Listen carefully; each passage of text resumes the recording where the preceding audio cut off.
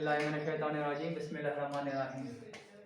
Dear students of 9th class, today our topic is physical variations in Indian landmass. जैसा कि हमने कल पढ़ा कि इंडियन जो लैंड मास है इसमें varied feature of land forms पाए जाते हैं.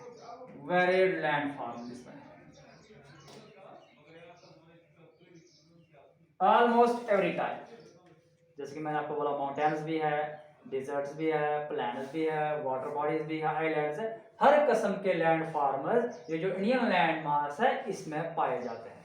और हमने ये भी देखा कि वहां पे जो लैंड मास है डिफरेंट टाइप्स ऑफ रॉक्स है, डिफरेंट टाइप्स ऑफ सॉइल है. यानी कि इंडियन लैंड मास जो है ये बड़ी वेरिएड फिजिकल वेरिएशन इसमें वेरिएड फिजिकल फीचर्स इसमें पाए जाते हैं. मुख्तलिफ किस्म के फिजिकल फीचर्स पाए जाते हैं. अगर हम हिमालयाज की बात करें, माउंटेन्स की बात करेंगे, तो हिमालय जो है ये मोस्ट यंगेस्ट है. दूसरी तरफ से ये एरिया जो है ये बहुत अनस्टेबल जोन है. यानी कि अभी भी ये हिमालय जो है इनकी जो फिजिकल अपीयरेंस है ये चेंज होती रहती है. मैंने आपको कल ही बोला था कि जब ये बने, ये डिफरेंट जितने भी लैंड फॉर्म्स हैं ये एक टाइम पे नहीं बने हैं, ये डिफरेंट जियोलॉजिकल पीरियड्स में बने हैं.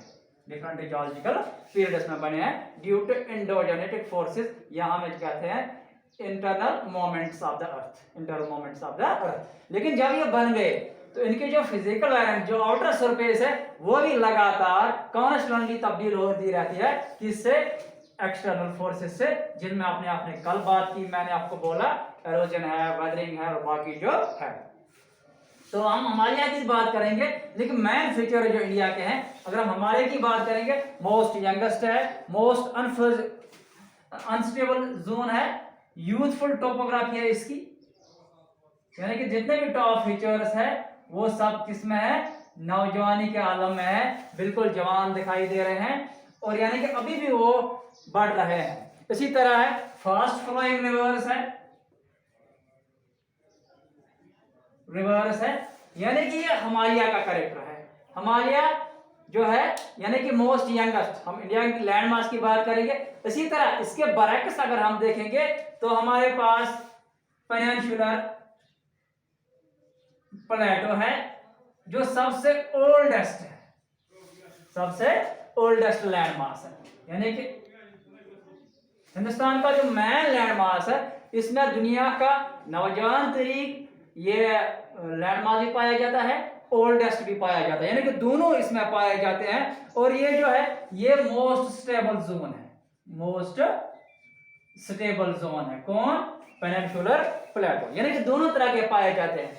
अगर इसमें इसके अलावा हम देखेंगे पेनिनसुलर प्लेटो के बाद अगर हम प्लेन्स की देखेंगे, ये जो प्लेन्स है किससे बने हैं? एलुवियल डिपॉजिट से बने हैं. इसी तरह अगर इसी पेनिनसुलर प्लेटो की बात करेंगे, ये किससे बना है? इग्नियस रॉक से बना है. इसी तरह इसमें मेटामॉर्फिक रॉक्स भी है. यानी कि मैंने आपको कल ही हमने बात की है कि मुख्तलिफ किस्म के डिफरेंट टाइप्स ऑफ रॉक भी पाए जाते हैं, डिफरेंट टाइप्स ऑफ सॉइल भी पाए जाते हैं. इसमें राइजिंग हिल्स भी है और वैलीज भी है. हालांकि अगर ये सारे फीचर्स हिमालय भी में है, लेकिन हिमालय में ये यूथफुल स्टेज में है. यानी कि इंडियन लैंड मास जो है इसमें जो इसके जो फीचर्स हैं, इसकी जो लैंड मास है उनमें से मोस्ट यंगेस्ट भी पाई जाती है, मोस्ट स्टेबल भी पाई जाती है. एक थोड़ा सा इस टॉपिक से हट के जाते हैं. ये जो फिजिकल वेरिएशंस है, ये जो different types of land forms है, ये कैसे बनते हैं? क्योंकि हम सबको पता है ये जो हमारी अर्थ क्रस्ट है it is made up of plates. Plates हम किसको कहते हैं? सॉलिड लिथोस्फीरिक स्लैब, यानी कि जमीन का वो टुकड़ा जिसको हम लिथोस्फीयर कहते हैं. लिथोस्फीयर किसको कहते हैं? Crust plus upper mantle. Lithos means rock, यानी कि रॉक से, चट्टानों की तय। प्लेट्स कितने हैं? कहा जाता है कि जमीन जो है, अर्थ क्रस्ट जो है, इसमें 7 मेजर प्लेट्स है, ऑलमोस्ट 20 माइनर प्लेट्स है। और ये जो लैंड फॉर्म्स बनते हैं, कहा जाता है ये जो प्लेट्स है they are in constant motion, ये बिल्कुल मोशन में है, ये लगातार चलते रहते हैं। किस पे? ऑन वीक स्थानों। कहा जाता है ये जो लोअर मेंटल है ये मोल्टन स्टेट में है, तो ये जो प्लेट मोमेंट है, प्लेट मोमेंट जो है, इसकी वजह से जो कॉन्टिनेंटल रॉक्स,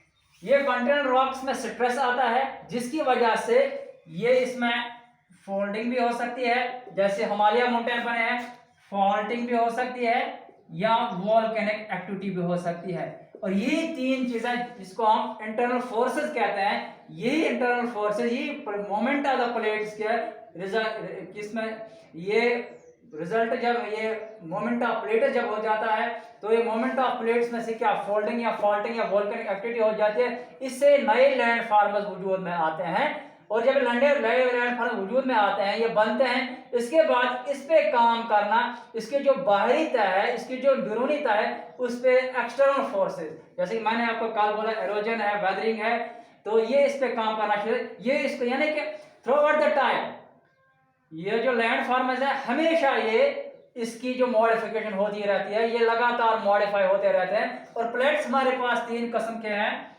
एक को हम कहते हैं कन्वर्जेंट प्लेट्स आपको अब समझ में आया। दूसरा होते हैं डाइवर्जेंट प्लेट्स, तीसरा होते हैं ट्रांसफॉर्म प्लेट्स, इनको हम शीर प्लेट, मार्जिन भी कहते हैं। कन्वर्जेंट प्लेट्स में क्या होता है, आप मान लीजिए कि मेरे ये 2 हाथ जो है, दीज आर द प्लेट्स।